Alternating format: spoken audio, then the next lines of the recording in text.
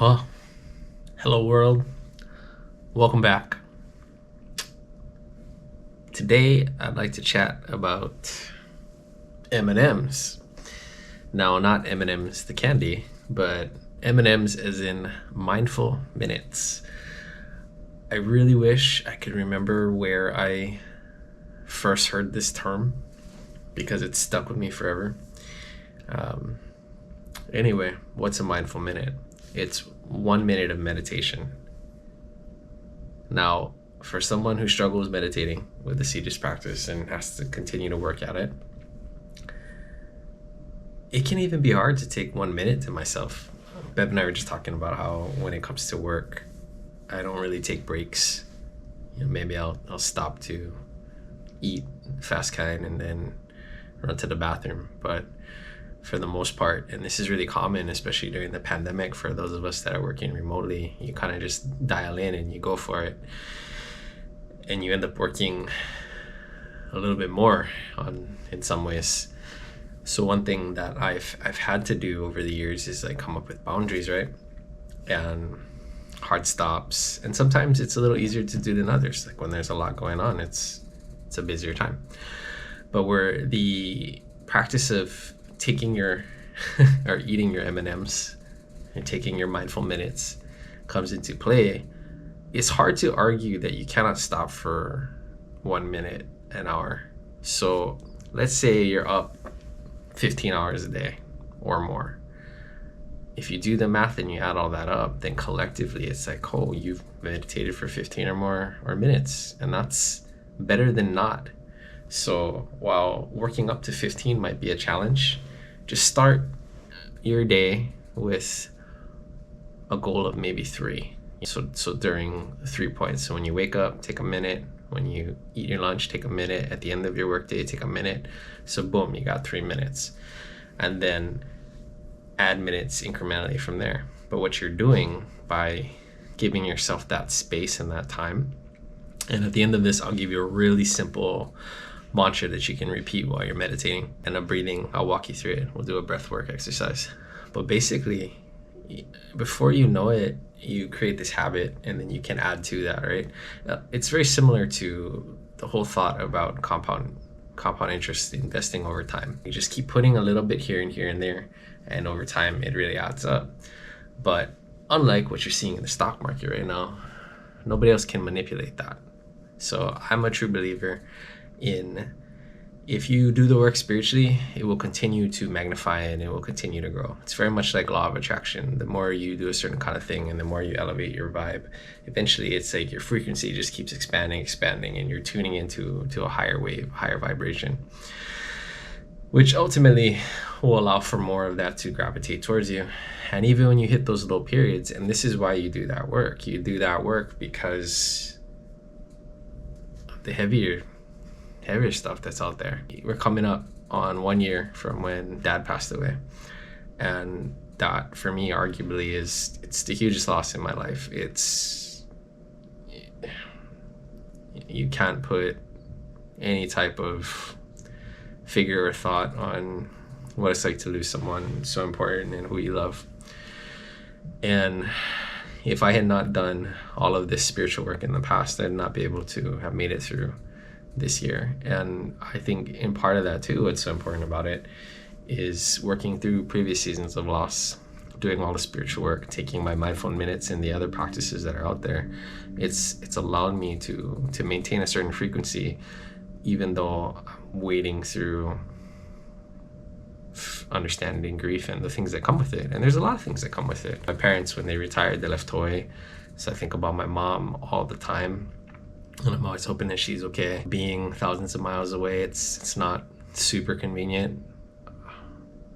And Bev's mom lives in San Francisco, so we think about that element. You got this pandemic which has been going on, and all the political stuff, right? So where I'm going with this, and even more so trying to make a case why you should take just 1 minute an hour, is that investment in yourself and in your health and holistic well-being it'll spiritually charge you. It'll give you this overall charge that will allow you to be able to deal with things a little bit better. It's not going to necessarily be easier, but you will be able to move through things and flow with them and get back to your own base point, which if you can achieve a certain level of balance in your life. And there's this one Buddhist teaching when I was training Muay Thai, they taught us in this Beka, and the idea was not too happy, not too sad. And basically it had to do with like the whole many flavors of what it means to walk in the middle path. Is if you're not swinging from extreme to extreme, because life is a balance. So if you're in one extreme, it's going to swing the other way. And then if you're in that extreme, you're going to go here.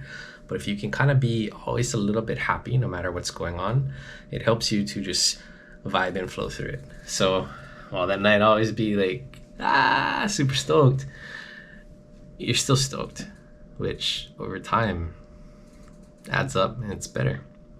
Now you will have moments where you are really stoked, and you will have moments where you're really sad. And that's life.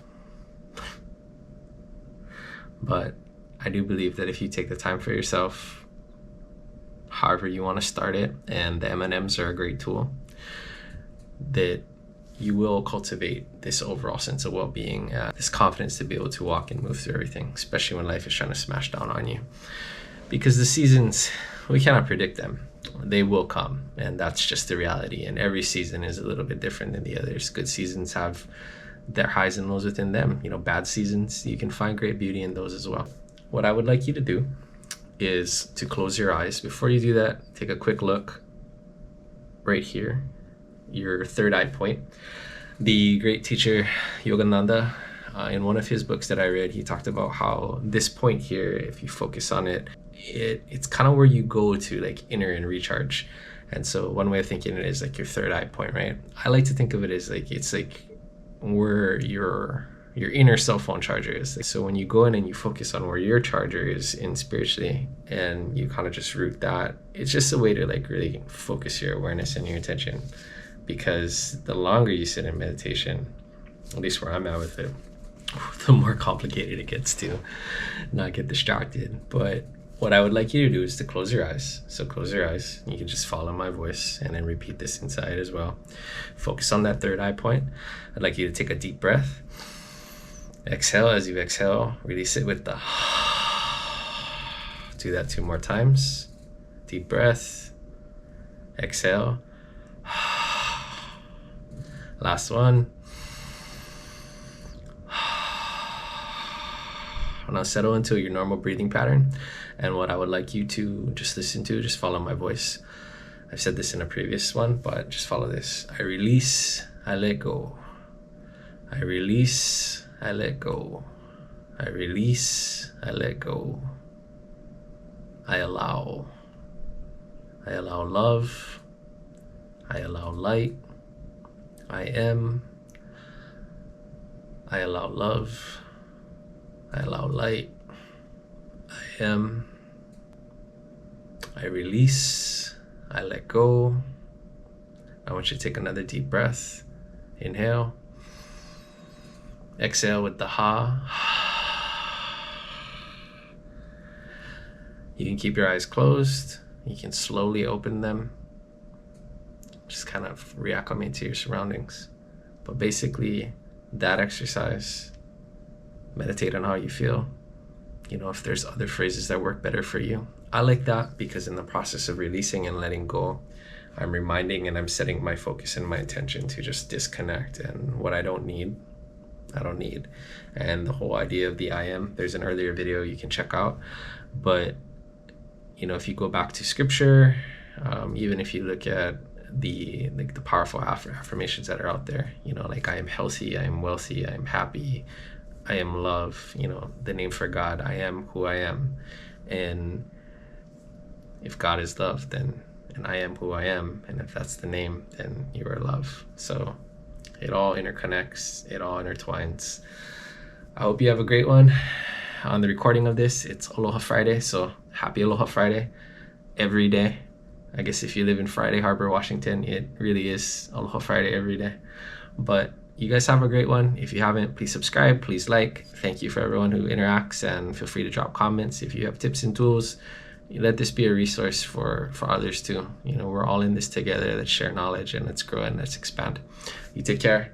Shoots. I'll catch you later. Thanks for watching.